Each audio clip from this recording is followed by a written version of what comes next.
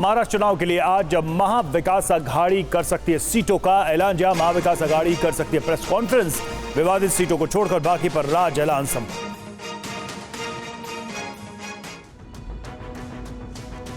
महाराष्ट्र में विधानसभा चुनाव की तारीखों का ऐलान होने के बाद भी महाविकास अघाड़ी में सीट शेयरिंग का मामला अब तक सुलझ नहीं पाया है। कांग्रेस और शिवसेना के बीच कई सीटों पर तालमेल नहीं बैठ रहा है। सीटों पर घमासान के बीच आज एमवीए के नेता प्रेस कॉन्फ्रेंस कर सकते हैं। कांग्रेस के नेता दिल्ली में डेरा डाले हुए हैं। उद्धव ठाकरे कांग्रेस की हर गतिविधियों पर नजर बनाए हुए हैं। शिवसेना यूबीटी सूत्रों से जानकारी मिली है कि कांग्रेस के रवैये से उद्धव ठाकरे काफी नाराज हैं। उद्धव ने मातोश्री में एक बैठक बुलाई। उसके बाद शरद पवार को सीक्रेट संदेश भेजकर कांग्रेस आलाकमान से बात करने को कहा। पवार ने कांग्रेस आलाकमान से बात भी की, लेकिन देर रात तक कोई फाइनल नतीजा नहीं निकला। उद्धव ठाकरे कांग्रेस के फैसले का इंतजार कर रहे थे, लेकिन कांग्रेस ने सीईसी की बैठक ही टाल दी। कांग्रेस भी उद्धव ठाकरे के अगले कदम का इंतजार करती रही। कांग्रेस की बैठक रद्द होते ही मुंबई में एक बार फिर हलचल तेज हो गई। अनिल देसाई, अनिल देशमुख और नसीम खान ने आनन फानन में एमवीए की बैठक बुलाई और सीटों पर चर्चा की।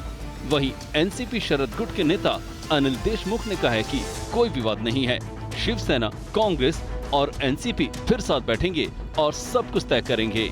विवाद नहीं है, सिर्फ चर्चा चल रही है। सब पार्टी को लगता है कि ये जगह मुझे मिलना चाहिए, यहाँ पे मेरी ताकत है। विवाद कहाँ पे भी नहीं है।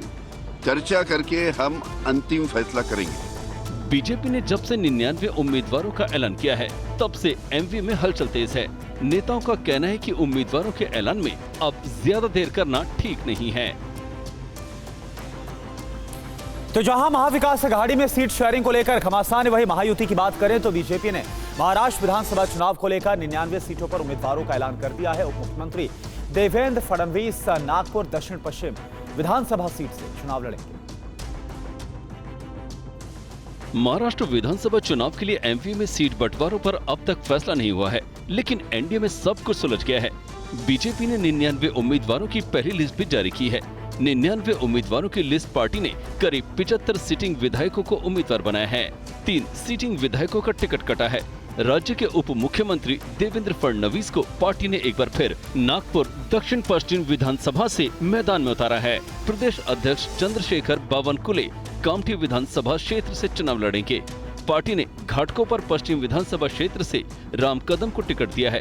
उन्होंने पार्टी हाईकमान का शुक्रिया अदा किया। केवल और केवल विकास का मुद्दा, ईमानदारी से उनका काम और उनके लिए हमेशा उपलब्ध रहना, इन मुद्दों के आधार पर। और चुनाव के समय अब 15 वर्षों से काम कर रहा हूं, लोगों को पता है, दल के बारे में पता है, भारतीय जनता पार्टी के प्रति लोगों का विश्वास है।